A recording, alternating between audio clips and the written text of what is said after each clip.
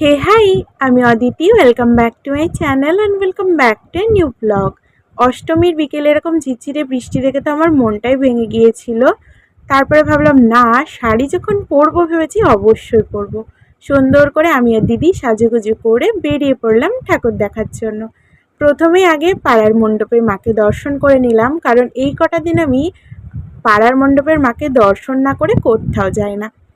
তারপরে টোটোয় করে সোজা বাজারে পৌঁছেই যে মণ্ডপটায় গিয়েছিলাম প্রথমে, ওখানে দেখছি মায়ের আরতি হচ্ছে।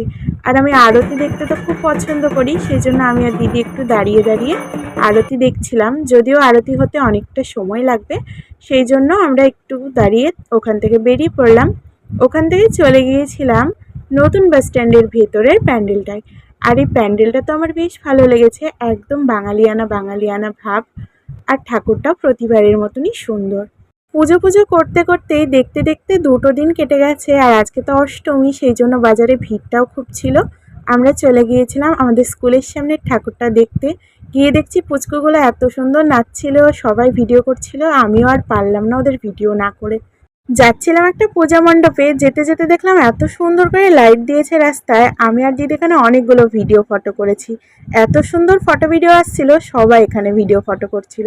একটা কাপল তো তার ওয়াইফ না গার্লফ্রেন্ড জানি না, কোলে তুলে এত সুন্দর করে ঘুরিয়ে ভিডিও করছিল।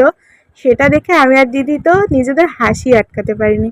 এটা ছিল এখানকার মণ্ডপের মায়ের মূর্তি, একদম গোল্ডেন গোল্ডেন, যেন মনে হচ্ছে সোনায় মাকে মুড়িয়ে দেওয়া হয়েছে। দাঁড়িয়ে দাঁড়িয়ে দেখেও যেন আমার মন ভরছিল না, এত সুন্দর লাগছিল ওখানের মাকে। তারপরে আমরা চলে গেলাম সোজা লক্ষ্মীপাড়ায়। আর এখানে তো রীতিমতো লাইন দিয়ে ঠাকুর দেখা, তাই দিদির হাতটা চেপে ধরেই ভিড়ের মধ্যে লাইনটা দিলাম। ভেতরে গিয়ে বুঝলাম না, সত্যি এখানে লাইন দিয়েই ঠাকুর দেখারই মতন।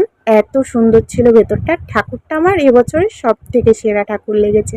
তারপরে যাচ্ছিলাম আমরা জামতলার যে ঠাকুরটা সেটা দেখতে। তবে আমার মনটা ঠিক এখানে যেতে একদমই চাইছিল না, শুধুমাত্র দিদির জোরাজুরিতেই গিয়েছিলাম। তবে আমি আর দিদি দুজনেই ওখানে গিয়ে ইমোশনাল হয়ে পড়ছিলাম, কারণ প্রতি বছর যে মানুষটার সাথে ঠাকুর দেখতে গিয়ে দেখা হয়, আজকে সেই মানুষটাকে এইভাবে ফটোতে দেখতে হবে, সত্যি মানে আমার ভাবনার বাইরে।